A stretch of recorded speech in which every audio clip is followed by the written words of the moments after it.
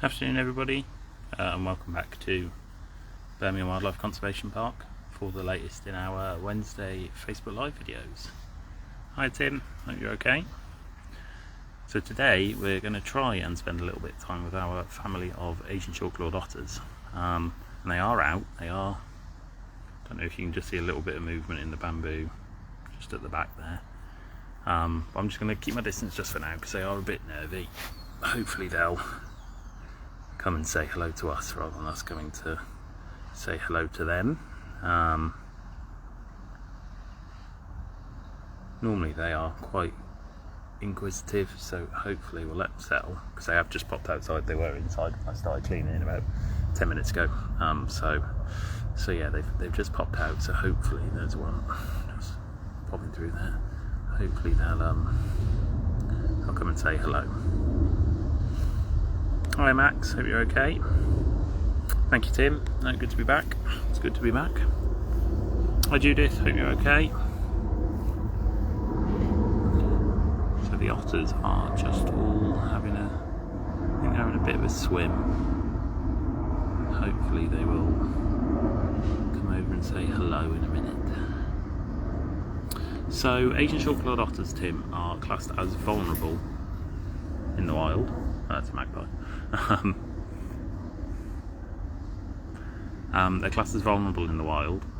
So Asian short-clawed otters are found in Southeast Asia, and the main threats that they kind of face are habitat loss,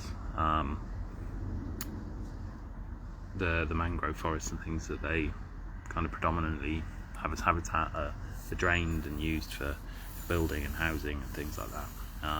And they are also taken for the illegal pet trade as well.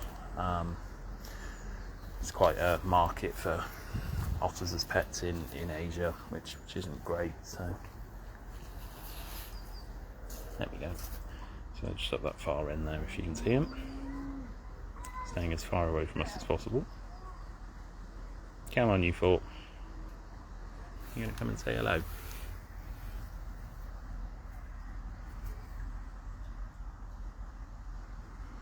So yeah, so in here we have our two adults, Kerry and Charlie, and their two offspring who were born in the spring of this year. I think they were born in June, June, can't remember off the top of my head. So yeah, they're about 4 or 5 months old now. The two little ones, nearly as big as their parents, but you can still tell them apart. Hopefully if they come up close we'll be able to get a bit of a better view. Hi Zena, hope you're okay. Hi Mary, hope you're alright. How's the toe? Here they come. Here they come. Now gang. So Kerry, our female, is the most confident of the four, so she is always the one at the front of the group.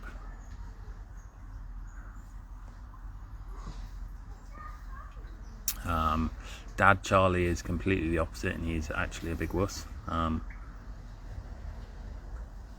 Bless him. So he always hangs back.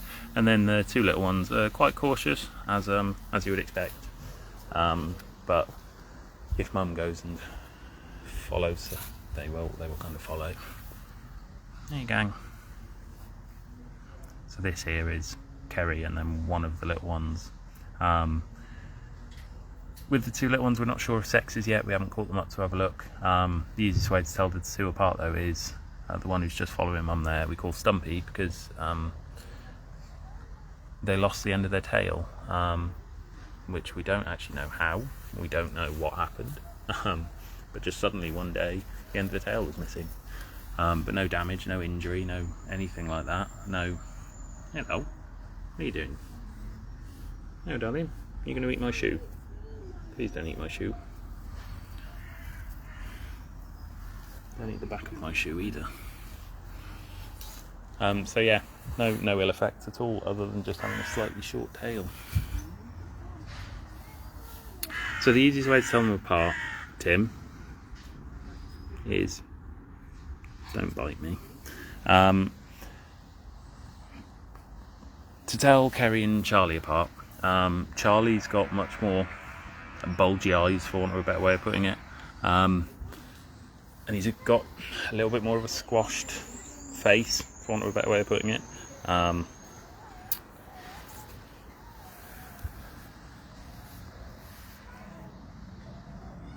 always think he looks like he's been hit in the face with a spade or something. But yeah, when you see them up close, you can kind of tell them apart. Don't know if it's picking up the noises they're making, the little squeaks and things that they're making at the moment. You can just see them off there. So yeah, that's the easiest way to tell the two of them apart. And then the two youngsters, like I say, they're nearly fully grown now, but they've still got quite pink noses, which is the easiest way to tell those two apart. They've got pink noses and they've still got quite wide heads, which otters kind of grow into their heads, for want of a better way of putting it. Don't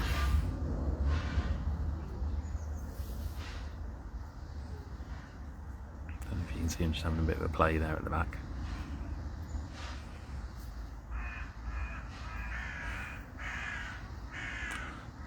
Yeah, it's a really nice enclosure. Obviously these guys share this with the Binturong, who are both being rather lazy today, by the look of it. But that means we've got some nice otter views, which is great. Yeah, like I say, there was no ill effects for Stumpy, other than just losing the very end of his tail, their tail. Not really sure what happened there.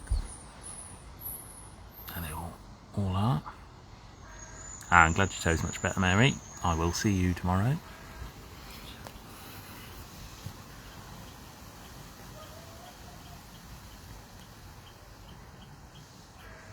No, it's not the best description for him, Tim, but I don't know what else kind of fits for him. He does just have that kind of face. He's the one on the right of the four of them now, and yeah, he's just always got a bit of a confused look. Bless him. Just gone to the toilet. They got a bit spooked by the red ruff lemurs next door, just having a bit of a shout. Yes, this one here is Charlie. The one you can see. Yeah, compact features, that's a good way of putting it, Zena. Probably a more polite way of putting it than...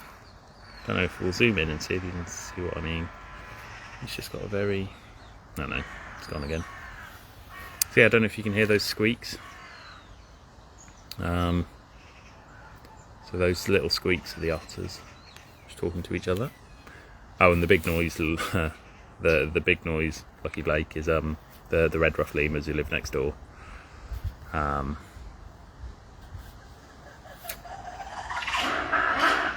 Having a bit of a shout.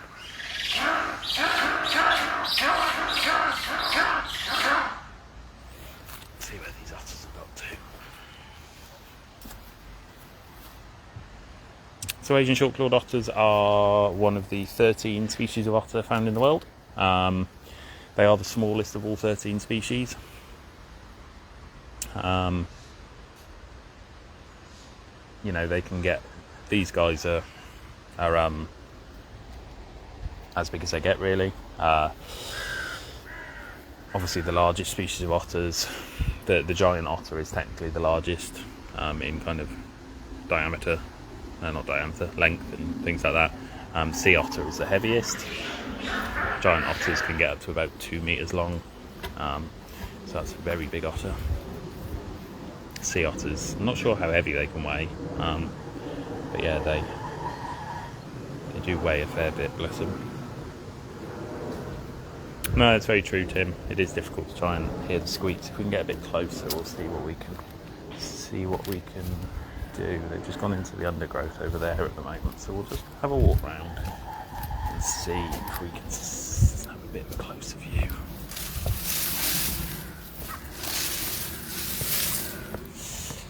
So these guys will cuddle up. So I found all four of them just in a pile yesterday. In the sunshine, just around here actually. So yeah, they do come and have a good little cuddle up together to keep warm and things like that. you've all gone the other way now. Now I've gone that way, if you've gone the other way. That would be typical, wouldn't it? You in there, so there you are. Hello. Hello, gang. Don't know if you can quite pick them out there. Try and zoom in a little bit. Kerry is very nicely flashing a bit at us at the moment. And then everyone else is just in the undergrowth there. Very good, Stephen, very good. I like that. Thank you, Sina. Yeah, we do love this enclosure. It's really nice and natural for them. Plenty of place for them to go and hide and things like that. They've got their own little private off-show quarters as well that they can go and chill out in if they wish to.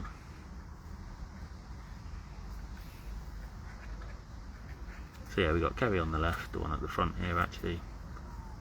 You showing off?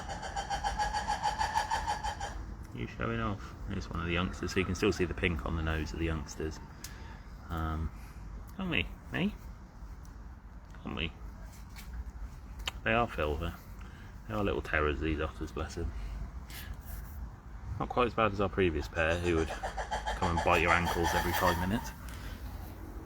These guys are a little nicer than that. You being noisy? You being noisy?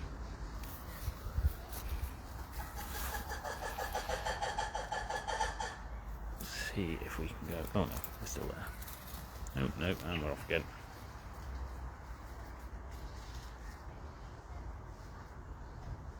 They don't really stop, these otters. They don't stop.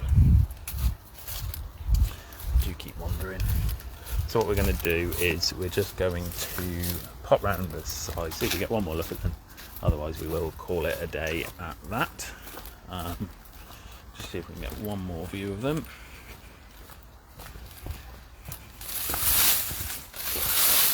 Might fall over. Where have you got to? So they have made their own little den as well underneath. There's a big filter pump at the back there. They've actually made a den underneath that, so they may have shot down into that for now. They're not using it quite so much now, it's getting a bit cooler. They're yeah, they are spending more time indoors again. No, I think they've disappeared for now. So yeah, we will wrap it up there, I think. Sorry, I'll just come back to some of your comments, guys. They are very cute, especially the little ones are adorable. They are very lovely. Yeah, they've got a little bit of turn of speed on them when they want to, Jess. They yeah, they do have a bit of a run if they want to. Yeah, so they generally live in family groups. Lucky Blake, they do live in their little family groups normally. So, oh no, they've gone down the front. That's what I can't see. Isn't it? Down the front of the pool. Well, at least one of them is. Two of them. You do just, and they've gone again.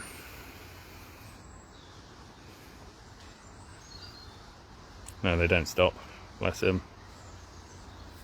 They don't stop. Well, as I'm showing you now, I thought they were up here and they've gone down there. And now they've come back this way. Oh, there you are. There's one in the middle here. Stop moving, you lot. I'm just in the bamboo there at the moment. Don't know if you can see a bit of movement. But right, I think we will leave them to it now and call it a day at that.